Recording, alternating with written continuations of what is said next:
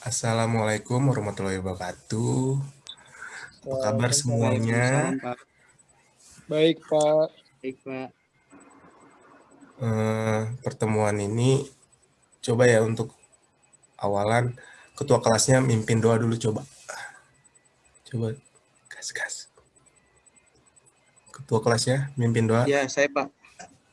Teman-teman, sebelum memulai kelas hari ini, alangkah baiknya kita berdoa sesuai kepercayaan masing-masing. Berdoa dimulai. Doa selesai. Ya, sebelumnya saya absen dulu ya. Coba pertama Bagas Hardianto, Ya, Pak. Hadir, Pak. Dimas Satrio, Hadir Pak Ikat. Muhammad Bagus, Saya, Pak, saya. Muhammad Fahmi, Hadir, Pak. Yanuar. Hadir, Pak. Oke, hadir semua ya. Jadi pertemuan hari ini kita membahas tentang pembangunan dan pertumbuhan wilayah.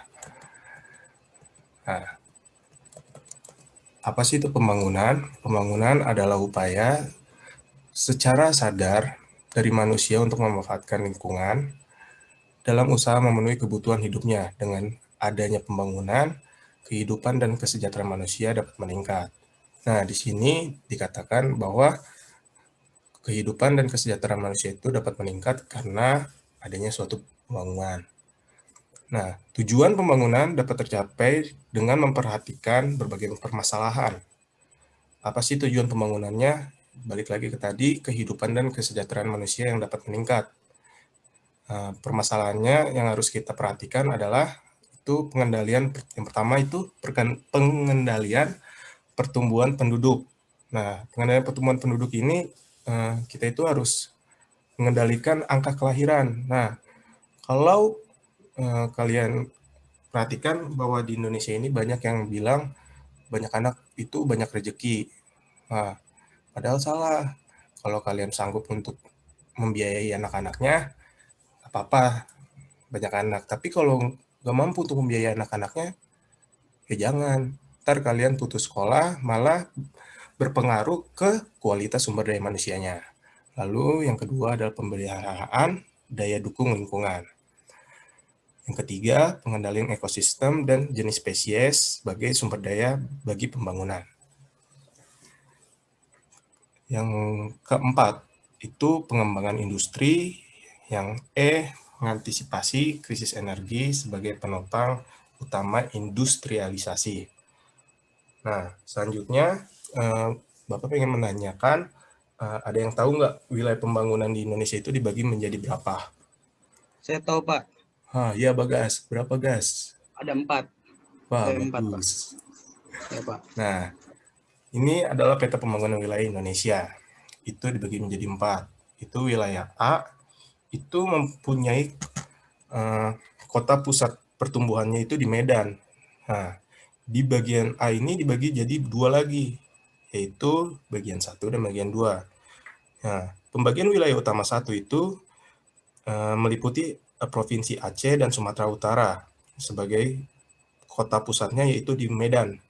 Lalu yang pembagian wilayah utama 2-nya itu meliputi Provinsi Sumatera Barat, Riau, dan Kepulauan Riau. Yang menjadi kota pusatnya itu di Kota Pekanbaru.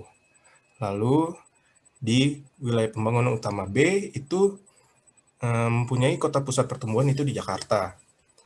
Dengan pembagian wilayah utamanya itu ada 3, yaitu pembagian wilayah utama 3 meliputi Provinsi Jambi, Sumatera Selatan, Bengkulu, dan Bangka Belitung yang mempunyai kota pusat itu di Palembang. Lalu pembagian wilayah utama 4 itu meliputi Provinsi Lampung, Banten, DKI Jakarta, Jawa Barat, Jawa Tengah, dan Daerah Istimewa Yogyakarta yang mempunyai kota pusat yaitu DKI Jakarta. Lalu pembagian wilayah utama 5 itu meliputi Provinsi Kalimantan Barat yang meliputi Kalimantan Barat yang mempunyai kota pusat itu di Pontianak. Lalu Wilayah pembangunan utama bagian C ini mempunyai kota pusat pertumbuhan di Surabaya, yang mempunyai pembagian wilayah utama itu dibagi menjadi dua, yaitu pembagian wilayah utama 6 meliputi Jawa Timur dan Bali, itu mempunyai kota pusat di Surabaya, dan pembagian wilayah utama 7 meliputi Provinsi Kalimantan Tengah, Kalimantan Selatan, Kalimantan Timur, dan Kalimantan Utara, yang mempunyai kota pusatnya itu di Samarinda dan Balikpapan. Nah, yang terakhir ini, wilayah pembangunan utama D yang mempunyai kota pusat pertumbuhan di Makassar. Itu pembagian wilayah utamanya dibagi menjadi 3. Nah, pembagian wilayah utama 8 ini meliputi Nusa Tenggara Barat, Nusa Tenggara Timur, Sulawesi Selatan, dan Sulawesi Tenggara. Di sini memiliki kota pusat Makassar. Lalu pembagian wilayah utama 9 itu meliputi Sulawesi Tengah, Sulawesi Barat, Gorontalo, dan Sulawesi Utara, yang mempunyai kota pusat Manado.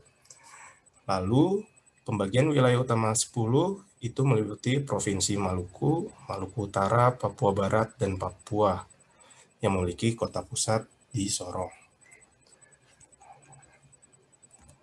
Nah, pembagian wilayah ditujukan untuk pemantapan dan perumusan dan pengarahan kegiatan pembangunan. Hal tersebut bertujuan agar pelaksanaan dan pembangunan bisa berjalan serasi dan seimbang, baik di dalam wilayah pembangunan maupun antar wilayah pembangunan di seluruh Indonesia. Di sini dikatakan pengembangan wilayah merupakan salah satu cara untuk mencapai keberhasilan pelaksanaan pembangunan.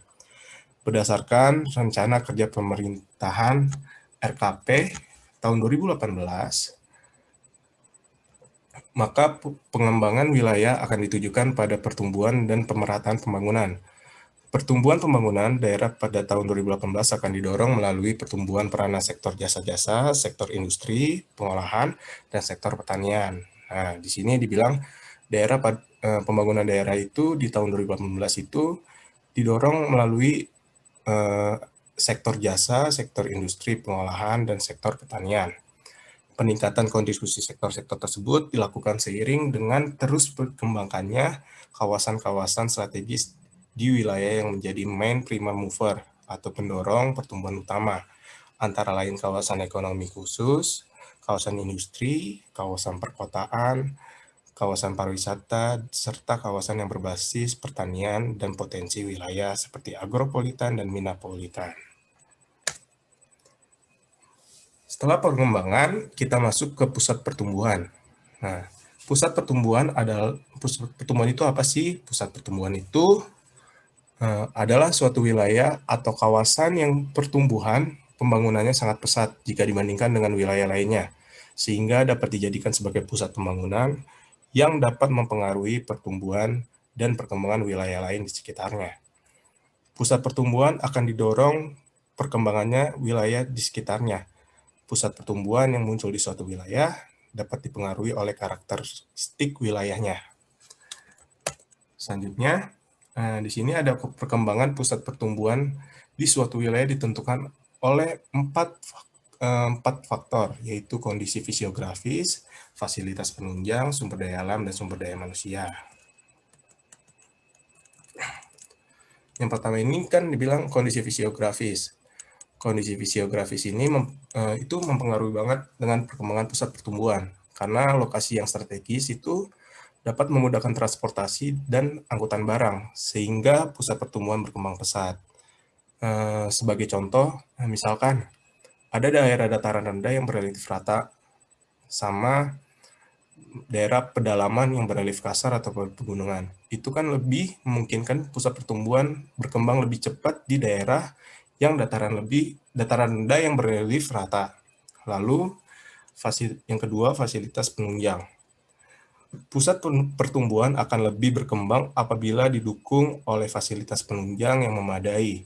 Beberapa fasilitas penunjang seperti jalan, jaringan listrik dan telepon, pelabuhan laut, dan udara, fasilitas air bersih, penyediaan bahan bakar, dan prasarana kebersihan. Yang ketiga, sumber daya alam, di mana daerah yang mempunyai kekayaan sumber daya alam berpotensi menjadi pusat pertumbuhan.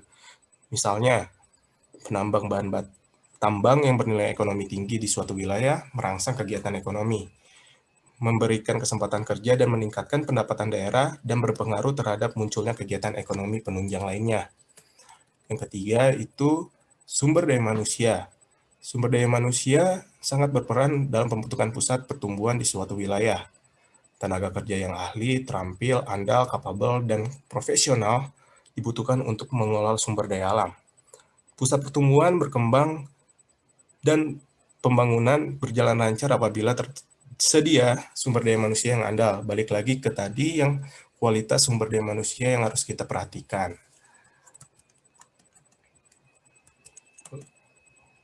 Lalu, di sini ada teori pusat pertumbuhan. Itu ada 3, yaitu teori tempat sentral, teori kutub pertumbuhan, dan teori sektoral. Di teori tempat sentral, itu penggagasnya adalah Walter Christaller. Menurut Christaller, tempat sentral adalah lokasi strategis yang dapat melayani kebutuhan masyarakat. Dalam teori ini dikatakan terdapat konsep yang disebut dengan jangkauan atau range dan ambang atau threshold. Jangkauan adalah jarak yang perlu ditempuh untuk mendapatkan barang kebutuhan pada suatu waktu tertentu saja. Sedangkan ambang adalah jumlah minimal penduduk yang diperlukan untuk kelancaran dan keseimbangan suplai barang. Yang kedua, itu adalah teori kutub pertumbuhan atau growth pole theory yang digagas oleh Francis Perroux. Teori ini menyatakan bahwa pembangunan sebuah kota atau wilayah merupakan hasil proses dan tidak terjadi secara serentak, melainkan muncul di tempat-tempat tertentu dengan kecepatan dan intensitas yang berbeda. Tempat atau lokasi yang menjadi pusat pembangunan dan pengembangan dinamakan kutub pertumbuhan. Dari kutub-kutub tersebut, selanjutnya proses pembangunan akan menyebar ke wilayah-wilayah lainnya. Dalam teori ini, itu dikenal dengan istilah yang berkaitan dengan timbulnya dampak positif dan dampak negatif dari interaksi kutub pertumbuhan dengan daerah di sekitarnya. Nah, di dampak positif itu, dari kemajuan pembangunan dari pusat pembangunan disebut dengan trickle down effect. Nah, lalu di dampak negatif yang dirasakan oleh wilayah pinggiran disebut dengan black walls polarization. Lalu, yang ketiga itu adalah teori sektoral atau sektor teori yang digagas oleh August Lodge. Teori Lodge ini merupakan kelanjutan dari teori tempat sentral Christaller dengan menggunakan konsep yang sama yaitu ambang dan jangkauan. Nah, dari gambar ini mencerminkan progresi wilayah pasaran untuk berbagai barang dan jasa dengan ambang yang semakin meningkat.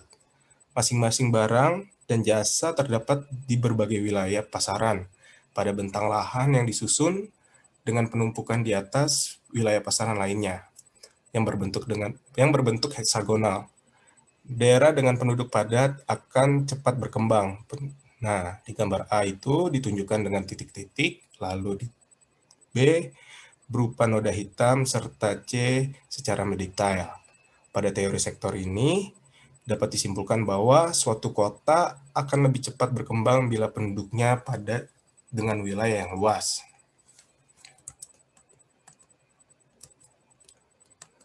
Lalu, di sini ada pengaruh pusat pertumbuhan. Pengaruh pusat pertumbuhan ini dibagi menjadi 3, yaitu perkembangan ekonomi, perubahan sosial budaya, dan pemusatan sumber daya manusia. Di perkembangan ekonomi, pusat pertumbuhan yang munculnya di suatu wilayah akan meningkatkan kegiatan perekonomian di wilayah itu, kesempatan kerja yang banyak dari berbagai bidang dan arus barang kebutuhan hidup berdampak pada perkembangan usaha-usaha ekonomi lainnya. Sebagai contohnya, seperti ini. Munculnya pusat pertumbuhan yang berawal dari kegiatan penambangan batu bara, itu bisa merangsang tumbuhnya kegiatan ekonomi lainnya, seperti warung makan, pasar, penginapan, toko kelontong, dan usaha transportasi dan tempat hiburan.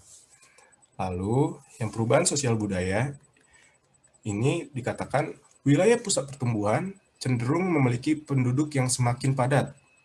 Kepadatan penduduk yang meningkat serta kemajuan komunikasi dan transportasi akan berpengaruh pada kehidupan sosial budaya penduduknya.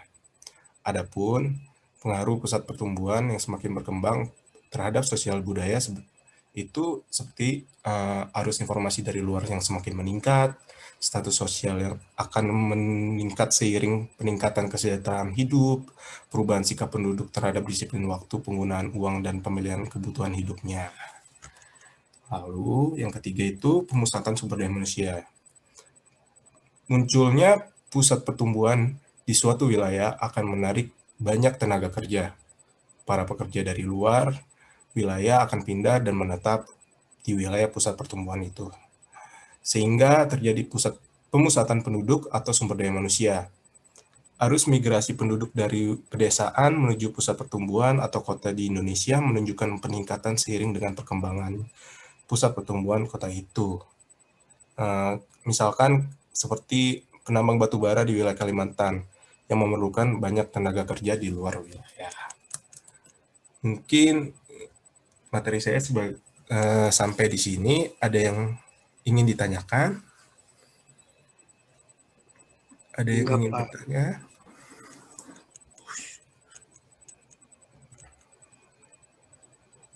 Ada yang ingin bertanya tidak? Dari kalian, dari atas materi yang saya sampaikan? Jika tidak ada yang ingin ditanyakan, saya tutup materi di pertemuan ini. Kurang lebihnya minta maaf. Assalamualaikum warahmatullahi wabarakatuh. Waalaikumsalam warahmatullahi wabarakatuh.